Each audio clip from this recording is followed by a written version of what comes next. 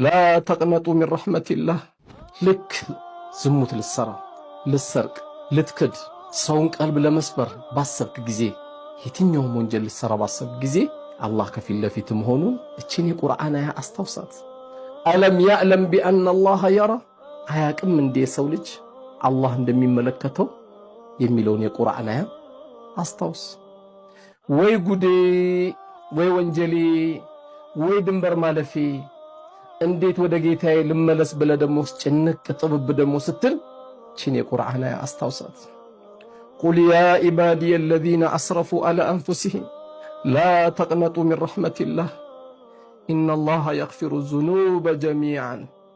እናንተ በወንጀላችሁ ድንበር ያለፋችሁ ባሪያዎቼ ሆይ ተስፋ አትቁረጡ፣ አላህ እንኳን አንተን ሁላችሁንም ይምራችኋል እያለ ነው አላህ።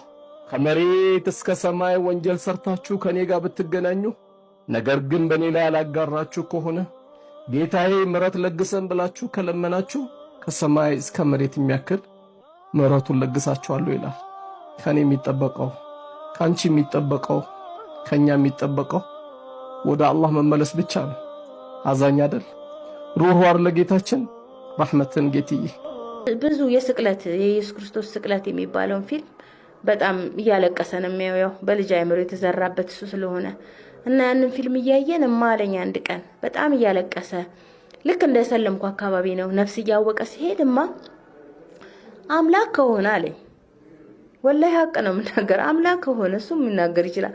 አሄ አምላክ ከሆነ እንዴት በሰው እጅ ይያዛል አለኝ። ይሄ ሰማይና ምድር የፈጠረ ከሆነ ሰው ይዞት እንዴት ይቀብረዋል? ይሄ ሊሆን አይችልም። ስለዚህ ይሄ አምላክ አይደለም፣ የውሸት ኢየሱስ ነው። ልብስ አልብሰውት ነው። እንዴት ደግሞ አለ እንደኛ አይነት ልብስ ጨርቅ ይለብሳል? እሱ እኮ ብርሃን ነው አይታይም አለኝ። ደነገጥኩኝ። እኔም ይሄን ነገር አላስተነተንኩም ነበር እስካሁን። ከዛ ደግሞ አንድ ጊዜ እንዲህ አለኝ፣ ኢየሱስ 3 ቀን ሞቶ በመቃብር ውስጥ ከገባ አለ አምላክ ከሆነ 3 ቀን ማን ጠበቀን አለኝ። እሱ መቃብር ውስጥ ባለ ጊዜ ምድር ባዶ ነበረች ማለት ነው።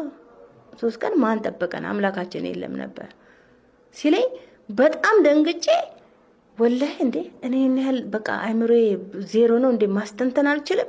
ልጄ ትናንትና የተወለደ ልጄ ሲያነቃኝ ብዬ ይህን ጥያቄ ይዣለሁ። መጡ ፓስተሮች ደወሉልኝ። ለመጨረሻ ጊዜ ሲመጡ ነገርኳችሁ።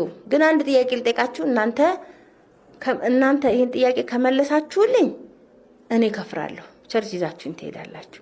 ይህን ጥያቄ ካልመለሳችሁልኝ ሰልማላችሁ አልኳቸው። ጠየኳቸው። ሲጠይቀኝ ጥያቄ አምላክ ከሆነ በሰው እጅ እንዴት ተገደለ ብሎ ልጄ ጠየቀኝ።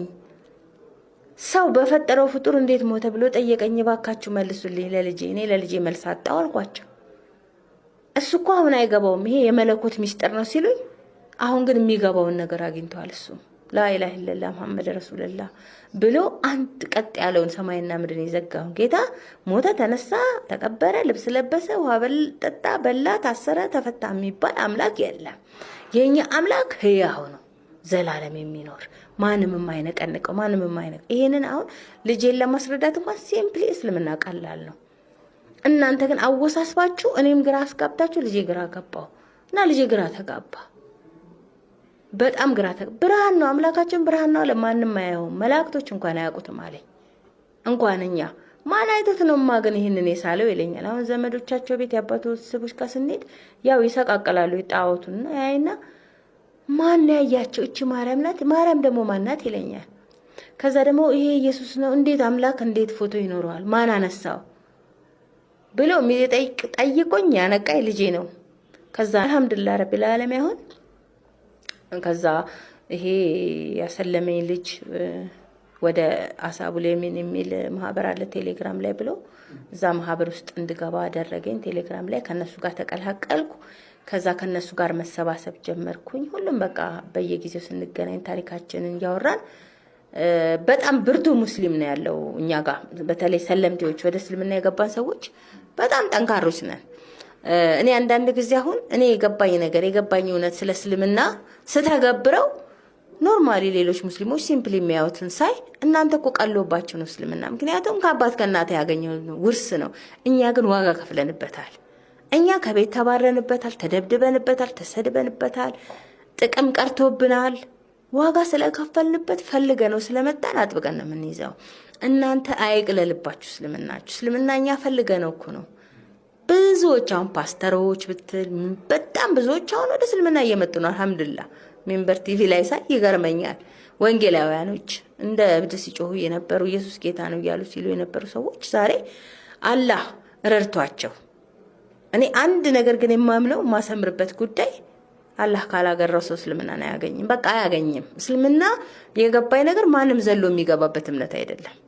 ማንም ሰው አይወፈቅም ዝም ብሎ አላህ ይሄን ሰው የጀነት ነው ብሎ ካልመረጠው በስተቀር ከናቱ ሆድ ውስጥ ብሎ ነገር የለም። እኔ የገባኝ ምክንያቱም ለባለቤቴ ብዙ ሙስሊም ጓደኞች አሉት። እኔም ዳዋ አረግለታለሁ።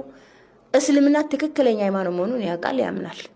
ነገር ግን እጁን መስጠት አልፈለገም ለእስልምና። ምክንያቱም ሰዎችን ፈራ፣ ሁኔታን ፈራ፣ ቀብር፣ እድር፣ ሶሻል ላይፍ ምናምን። እኔ የሚቀብረኝ አወሊያ አልሐምዱሊላህ ረቢል ዓለሚን። ወጥ ሰርታችሁ ብትፈልጉ ብሉ፣ ብትፈልጉ ተውት፣ አያገባኝም። እኔ አላይማ ነፍሴና ስራዬን ይዤ ወደ አላህ ሄዳለሁ። አወሊያ ደግሞ ይቀብረኛል በክብር አልሐምዱሊላህ። ጀማ ሙስሊም ይቀብረኛል ብዬ በሙስሊም ላይ አምኜ ተደግፌ ከዛስ ደግሞ ስኖር የሚያኗኑረኝ ደግሞ አላህ ወኪል ያወጣልኛል። በቃ በዚህ ተማመናለሁ። በተረፈ ይሄ ቀረብኝ ይሄ ሆነብኝ ብዬ ምንም ወደ ኋላ። ምክንያቱም አልሐምዱሊላህ አላህ ከልጅነቴ እስልምና እንደወድ ከድሬዳዋ እስከ አዲስ አበባ ባለው ታሪኬ እንደተናገርኩት ሙስሊሞችን እንድወድ ለነሱ እንድራራ ያደረገኝ አላህ ይችን ቀን ስለሚያውቅ ነው። በተረፈ ደግሞ ምንድነው በዛ ሁሉ መካከል በጴንጤነት ውስጥም ገብቼ በሌላም ብዙ አይነት ላይፍ ስትሪ ውስጥ ገብቼ ያለፍኩት ተምሬበት እንድወጣ አላህ ስለፈለገ ነው። ዛሬ ማንም ወስዶ ቸርች አይወስደኝም። ምክንያቱም እኔ ገብቶኝ ነው የመጣሁት ወደ እስልምና። ፈልጌ ለምኜ አስልሙኝ ብዬ ፍልውሃ መስጂድ ሄጄ እኮ አንድ ጓደኛ ያለች ዙልፋ ፍልውሃ መስጂድ ዲዛይን ስትሄድ ፕሩንትን አረጉ ለሚቀጥለው ምናምን ሲሉ እንዴ እቺ ልጅ እስከሚቀጥለው ጁማ ብትሞትስ አለቻቸው። ወላሂ ስትላቸው ነው ሻሃዳ ያሳዙኝ። በቃ ለመጀመሪያ ጊዜ ፍልውሃ መስጂድ ነው እሷ። ለምን አባቷ እዛ ፍልውሃ ሐኪም ቤት ያለው ምንድነው ፊት ለፊት ያለው ሐኪም ቤት ታሞ ተኝቶ በነበሩ ሰዓት ሻሃዳ ሲዛቸው ስላረፉ ባለውለታዬ ነው ይሄ መስጂድ። ከዚህ ሄደው ኡስታዞች አባቷን አስልማለች። ያው ወደ አኬራ ሊሄዱ ሲሉም ቢሆን እስልምናን አግኝተዋል። እና በጣም የምትወደው ያንን መስጂድ በዛ ምክንያት ስለሆነ ፍልውሃ መስጂድ ይዛኝ ሄደችው። ወደ ልብስ የለኝም ምክንያቱም የነበሩኝ ሱሪዎች ነው። ችግር የለም እኛ ጴንጤ ጋር ሱሪ ይለበሳል። ቀሚስም ምንም የለኝም። ስለዚህ ሱሪ አድርጌ ነው እሷ ጋር ሄድኩት።